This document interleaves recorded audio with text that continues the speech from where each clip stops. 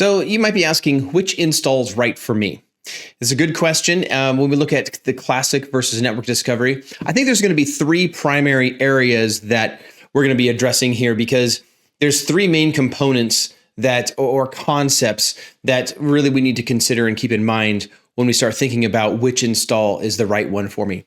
The first one I'm going to talk about, and I've talked about it a lot already, is the SQL. So the on-premise SQL database. If your company has a demand or requirement of having your data on-prem and it needs to retain there, whether that is compliance or whatever reason, the SQL database is going to be associated with the classic installation. So I would go the classic route. Even with the classic route there, if your compliance doesn't restrict you, I would still connect your classic installation to the cloud site. That way you have the experience and all of the rich insights that you can get out of the Lansweeper platform in the cloud. The next one would be a compliance standards. So if you have compliance that requires data to reside, on-prem, and that's SQL, it's similar to the classic SQL concept, but sometimes it's just policies. And in this case, I'm talking about compliance. So if compliance requires you, based off certain standards, that you have to either keep a copy on-prem, or if your data must reside only on-prem. If your data must only reside on-prem, of course, the classic is the installation for you.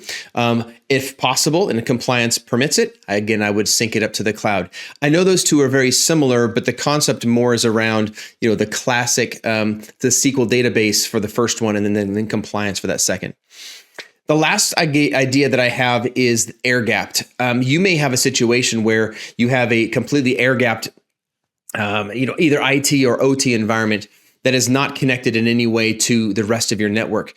If you still want to be able to have Lansweeper scan that network, that's not a problem. I would go down the classic route with that, because then the classic, you still have that console and the capabilities.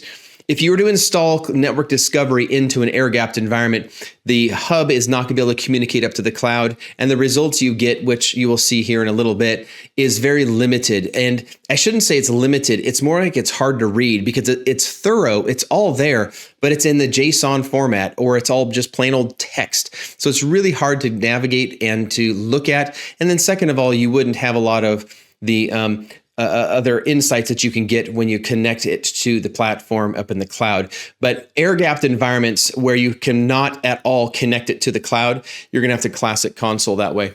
So those are the three main reasons why I would say go down the classic route. Otherwise, I would say for all other intents and on all other configurations of your network, I would go the network discovery route. I hope that helps you to define which install is right for me.